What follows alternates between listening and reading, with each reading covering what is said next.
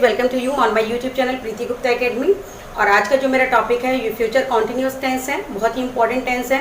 इसके अलावा मैं एक बात और बता दूं आपको कि मैंने टेंसेस पे 9 वीडियो अपलोड कर रखी हैं। आप डिस्क्रिप्शन बॉक्स या मेरे चैनल पे जाके देख सकते हैं, क्योंकि अगर आप सीक्वेंस वाइज प्रैक्टिस करेंगे तो वो ज़्यादा बेटर होगा, मीन्स आपको ज़्यादा अच्छे से समझ में आएगा। और इससे पहले मैंने जो वीडियो अपलोड करी थी वो फ्यूचर इंडेफिनिट की थी, जिसको सिंपल फ्यूचर टेंस भी कहते हैं। बहुत ही ध्यान से आपको समझना है, सुनना है और प्रैक्टिस करनी है। फॉर्मेशन के अकॉर्डिंग ही सारे वर्ड्स को प्लेस करना है, तभी टेंसेस का मोटिव सॉल्व होता है। यानी टेंसेस जो हम फॉर्मेशन सीखना चाहते हैं, जैसे हम सेंटेंस रीअरेंज करते हैं, वो सारी चीज़ें इसी चीज़ में सॉल्व होती है। और टेंसेस मैंने हर बार बोला हुआ है कि बहुत इंपॉर्टेंट है। बिना टेंस जाने आप कभी भी कोई भी राइटिंग पोर्शन नहीं कर सकते हैं, तो इस पर बहुत अच्छे से ध्यान दीजिए। सबसे पहले मैं बता दूं कि ये टेंसेस में मेरा 10वां लेक्चर है, यानी 10th पार्ट है ये।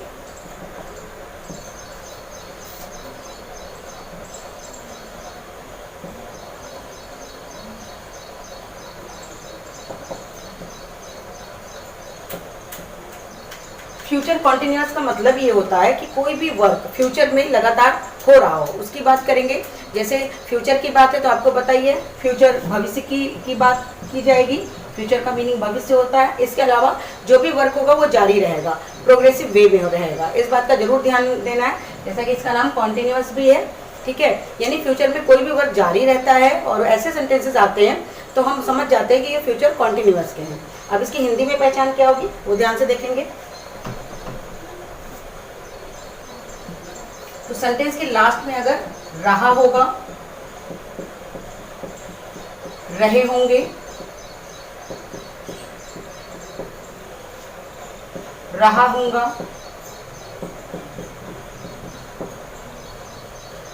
आदि, यानी अगर फ्यूचर सेंटेंस के लास्ट में ऐसे वर्ड्स आए तो हम ये समझ जाएंगे कि ये फ्यूचर कॉन्टिन्यूअस टेंस है। अब एक दो एग्जांपल देखिए। सीता सो रही होगी,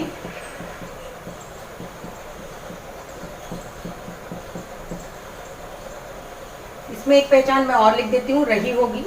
जैसे कि रही है तो गर्ल को डिनोट कर रहा है, रही होगी।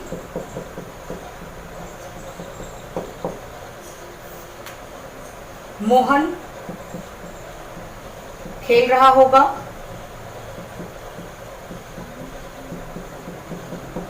बच्चे पढ़ रहे होंगे,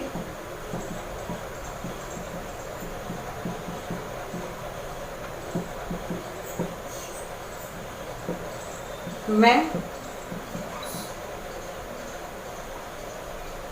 नाच रहा हूँगा।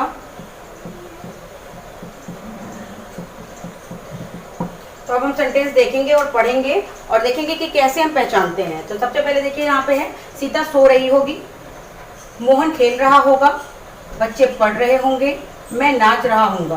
तो ये क्या है, आपकी पहचान में भी देखिए, रहा होगा, रहे होंगे, रहा होगा, रही होंगी, उससे मैच करता हुआ है। यानी वर्क तो फ्यूचर में हो रहा है, उसके अलावा वर्क किस वे में है, वो प्रोग्रेसिव वे में है।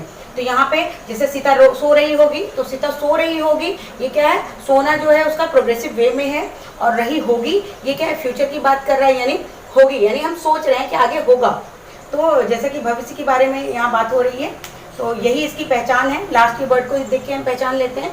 हर सेंटेंस के लास्ट में, यानी मेन वर्ड के बाद जो भी वर्ड आता है उसको देख के हम पहचान लेते हैं कि वो कौन सा टेंस है। तो इसमें भी हमने लास्ट के वर्ड्स को देखा और पता चल गया कि ये फ्यूचर कॉन्टिन्यूअस टेंस है। अब हम देखेंगे कि कैसे इसका ट्रांसलेशन होता है और कैसे फॉर्मेशन होता है, क्योंकि सारा सेंटेंस का ट्रांसलेशन डिपेंड करता है हमारे फॉर्मेशन पे।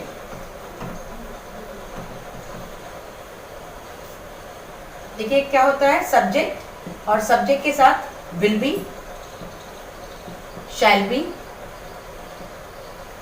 वर्ब की first form ING, then object. ये तो हो गया इसका फॉर्मेशन।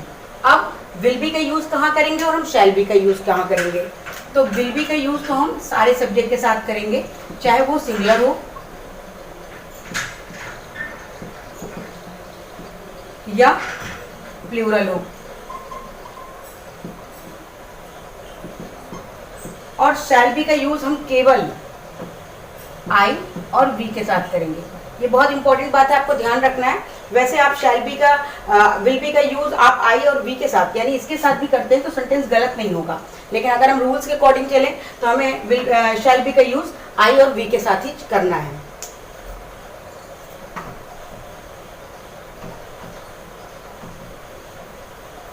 देखिए मैं एक सेंटेंस लिख रही हूं, सीता इस समय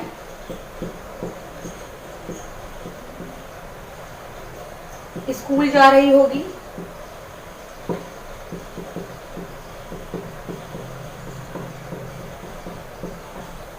अब इसका ट्रांसलेशन देखिए, सीता इस समय स्कूल जा रही होगी तो सबसे पहले हमें सब्जेक्ट लिखना है। सब्जेक्ट हमारी सीता है, सीता विल बी। अब जाने की इंग्लिश गोइंग होती, गो होती है और गो के साथ हमें आईएनजी ऐड करना है, तो Sita will be going to school this time.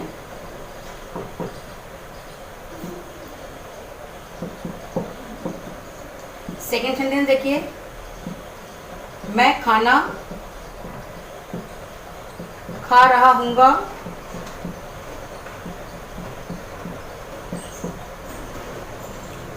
I shall be, खाने की इंग्लिश ईट होती है और हमें वर्ब के फर्स्ट फॉर्म के साथ आईएनजी ऐड करना है, तो आई शैल बी ईटिंग फूड। चूंकि आई यूज हुआ था इसलिए मैंने शैल बी का यूज किया है। नेक्स्ट, बच्चे क्रिकेट खेल रहे होंगे।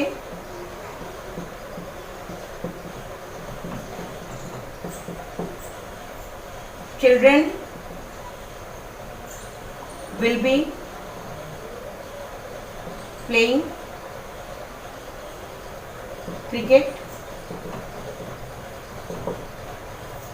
तो ये हो गया आपका ट्रांसलेशन। अब ध्यान से देखेंगे, यानी हम फॉर्मेशन से मैच करेंगे। तो सबसे पहले सब्जेक्ट की बात की गई थी और सब्जेक्ट भी मैं आपको एक बार फिर से बता देती हूँ। सब्जेक्ट या तो हमारा नाउन होता है और या होता है प्रोनाउन, ये दोनों हमारे सब्जेक्ट होते हैं। तो उसी के अकॉर्डिंग हम देख लेते हैं। क्योंकि सीता है तो नाउन है और आई है तो प्रोनाउन है, तो इस बात का भी ध्यान रखना है, तभी आप सब्जेक्ट जान पाएंगे कि सब्जेक्ट क्या होता है।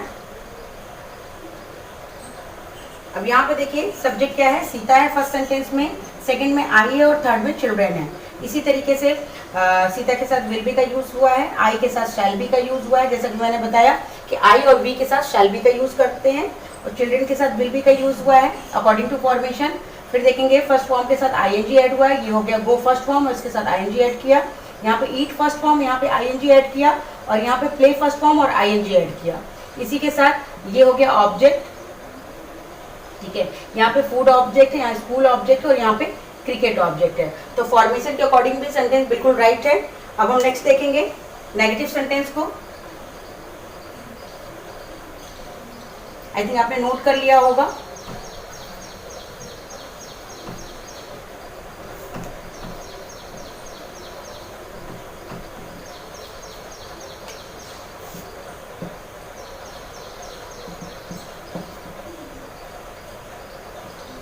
नेगेटिव सेंटेंस को हिंदी में नकारात्मक वाक्य कहते हैं, यानी ऐसे सेंटेंसेस जिसमें नॉट जरूर आया हो।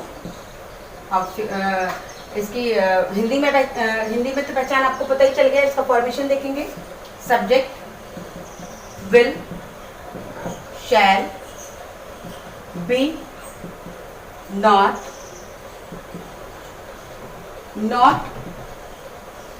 बी वर्ब की फर्स्ट फॉर्म आईएनजी और देन ऑब्जेक्ट। अब सेंटेंस देखेंगे जो मैं ट्रांसलेट करूंगी, ध्यान से देखना है और आपको फॉर्मेशन से मैच करते हुए चलना है। सीता इस समय खाना नहीं खा रही होगी।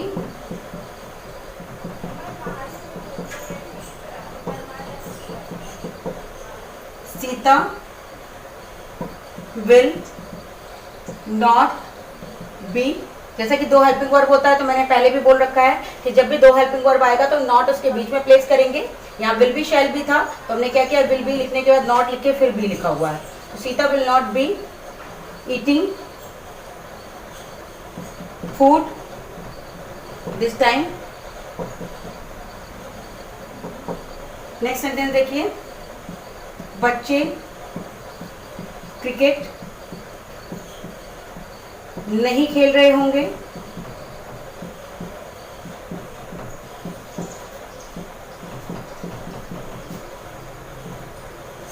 Children will not be playing cricket. अब मैंने दो सेंटेंसेस ट्रांसलेट किए हैं और दोनों को मैच करवाती हूँ मैं आपको फॉर्मेशन से। तो सबसे पहले देखिए सब्जेक्ट की बात की गई थी, तो यहाँ पे सीता सब्जेक्ट है और यहाँ पे चिल्ड्रन सब्जेक्ट है। देन विल और शैल की बात की गई थी, क्योंकि आई वी वाले कोई सेंटेंसेस नहीं है तो यहाँ पे विल का ही यूज किया है। यहाँ पे विल है, यहाँ पे विल है, फिर देन नॉट आना था, नॉट आया, और उसके बाद बी आना था, बी आया। फिर वर्ब की फर्स्ट फॉर्म के साथ आईएनजी लिखना है, तो ये ईट फर्स्ट फॉर्म हो गई, इसके साथ हमने आईएनजी ऐड किया, और यहाँ प्ले फर्स्ट फॉर्म हो गई, उसके साथ हमने आईएनजी ऐड किया। यहाँ पे फूड ऑब्जेक्ट है और यहाँ पे क्रिकेट ऑब्जेक्ट है। ये रेस्ट ऑफ सेंटेंस है। इसको मैं अभी नहीं समझाऊंगी, बाद में समझा दूंगी, ठीक है। तो ये क्या हो गया, हमारा फूड और क्रिकेट ऑब्जेक्ट हो गया। इस तरीके से सेंटेंस फॉर्मेशन से बिल्कुल मैच करता हुआ है, बिल्कुल राइट है। और इसी तरीके से आपको भी सेंटेंसेस बनाने की प्रैक्टिस करनी है। नेक्स्ट देखेंगे हम इंटरोगेटिव सेंटेंस।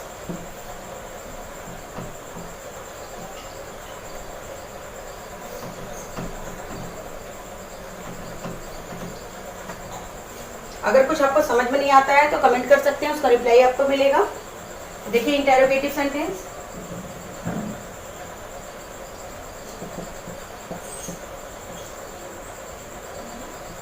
हिंदी में प्रश्नवाचक वाक्य कहते हैं, यानी ऐसे सेंटेंसेस जिसमें क्वेश्चन पूछा जाता है, यानी क्वेश्चन वर्ड जरूर होगा इसमें, और इसके अलावा क्वेश्चन मार्क होगा। जैसा कि आपको पता है कि क्वेश्चन पूछने के बाद हम क्वेश्चन मार्क जरूर लगाते हैं।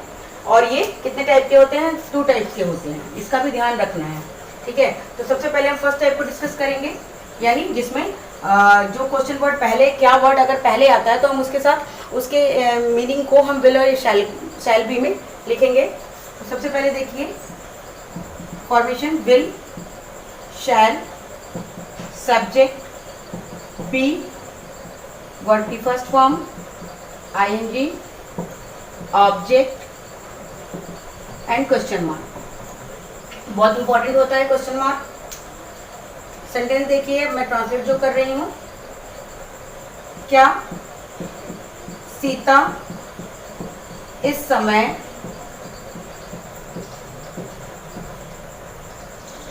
खाना खा रही होगी।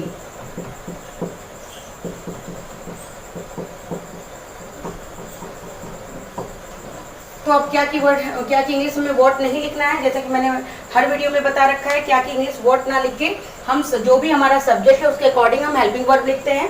क्योंकि अब सीता की बात हुई है तो हम यहाँ पे क्या लिखेंगे, विल लिखेंगे। विल, फिर सब्जेक्ट आएगा सीता, फिर आएगा बी, वर्ब की फर्स्ट फॉर्म यानी खाने की इंग्लिश ईट होती है, तो will Sita be eating food this time, question mark.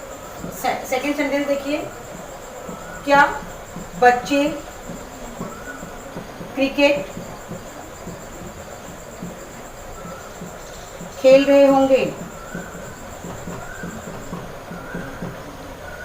क्या की इंग्लिश में क्या लिखना है, क्या की इंग्लिश में वॉट नहीं लिखना है, वॉट बिल्कुल भी नहीं लिखेंगे हम। क्या की इंग्लिश लिखेंगे अकॉर्डिंग टू सब्जेक्ट, यानी जो भी हमारा टेंस है और जो भी सब्जेक्ट है उसके अकॉर्डिंग लिखेंगे। तो हम यहाँ लिखेंगे will, will children be playing cricket, question mark. इस तरीके से ये दोनों सेंटेंसेस का मैंने ट्रांसलेशन किया। पहले क्या था, क्या सीता इस समय खाना खा रही होगी, तो will Sita be eating food this time. दूसरा था क्या बच्चे क्रिकेट खेल रहे होंगे, will children B playing cricket. अब देखिए आप फॉर्मेशन से मैच कीजिए। सबसे पहले हेल्पिंग वर्ब की बात की गई थी, ये हो गया विल और ये हो गया विल। देन सब्जेक्ट, यहाँ सीता है, यहाँ चिल्ड्रन है, देन बी, और उसके बाद वर्ब की फर्स्ट फॉर्म के साथ आईएनजी, तो ये हो गया फर्स्ट फॉर्म, देन आईएनजी, ये हो गया फर्स्ट फॉर्म, देन आईएनजी, और उसके बाद ऑब्जेक्ट यहाँ फूड और यहाँ पे क्रिकेट है, ठीक है। इस तरीके से सेंटेंस एकदम राइट है। अब हम नेक्स्ट देखेंगे, यानी next type of interrogative sentence देखेंगे।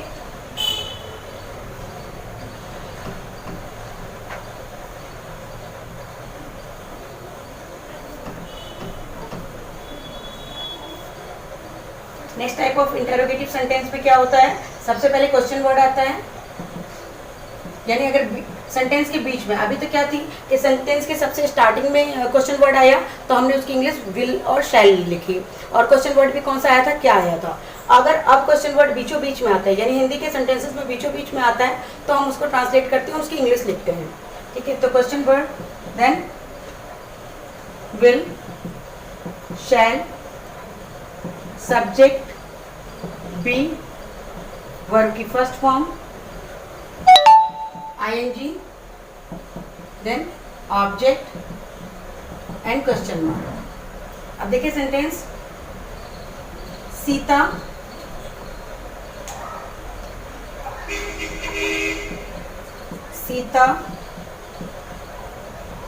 इस समय खाना क्यों खा रही होगी।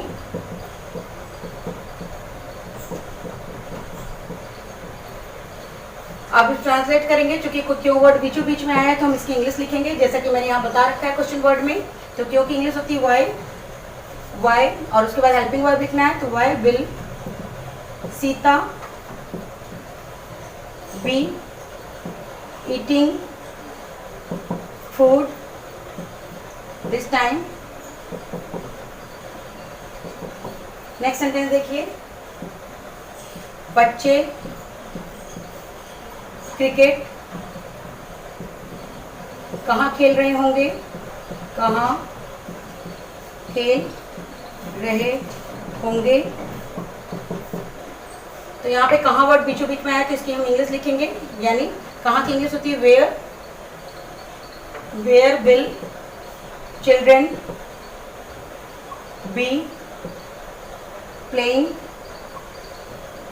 क्रिकेट। देन क्वेश्चन मार्क, बहुत इंपॉर्टेंट है क्वेश्चन मार्क का यूज करना इंटरोगेटिव सेंटेंस में। तो आप देखिए मैं मैच करवाती हूँ आपके क्वेश्चन इसे फॉर्मेशन से। तो सबसे पहले क्वेश्चन वर्ड की बात की गई थी, अब देखिए यहाँ पे क्वेश्चन वर्ड वाई है और यहाँ वेयर है। देन विल सेल्फ की बात की गई थी, यहाँ विल है और यहाँ पे भी विल है। देन सब्जेक्ट तो सीता है, यहाँ पे चिल्ड्रन है, तो उसके बाद बी का यूज करना था। उसके बाद वर्ब की फर्स्ट फॉर्म आईएनजी, वर्ब की first form ING. Then object है और यहाँ पे क्रिकेट ऑब्जेक्ट है, और उसके बाद क्वेश्चन मार्क लगा रखा है हमने। तो इस तरीके से ये भी सेंटेंस बिल्कुल राइट है। बहुत ही ध्यान से देखेंगे, क्योंकि फॉर्मेशन थोड़ा सा लंबा जब हो जाता है तो हम कुछ चीज़ों को भूल जाते हैं।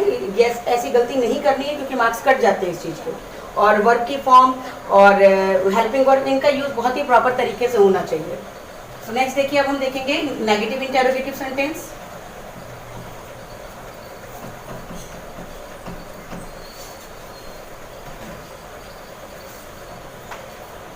नेगेटिव इंटरोगेटिव सेंटेंस को नकारात्मक प्रश्नवाचक वाक्य कहते हैं।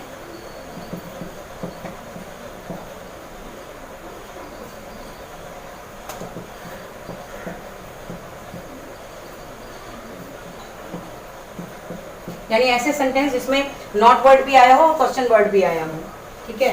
अब इसका फॉर्मेशन देखेंगे, question word, then will, shall, then subject, then not, then be, verb की first form ing, object and question mark। ये इसका फॉर्मेशन है, बहुत ही ध्यान से नोट डाउन करेंगे। अब सेंटेंस में ट्रांसलेट कर रही हूँ, सीता खाना क्यों नहीं खा रही होगी।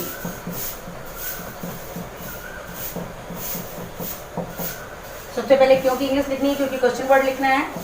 तो why will Sita not be eating food.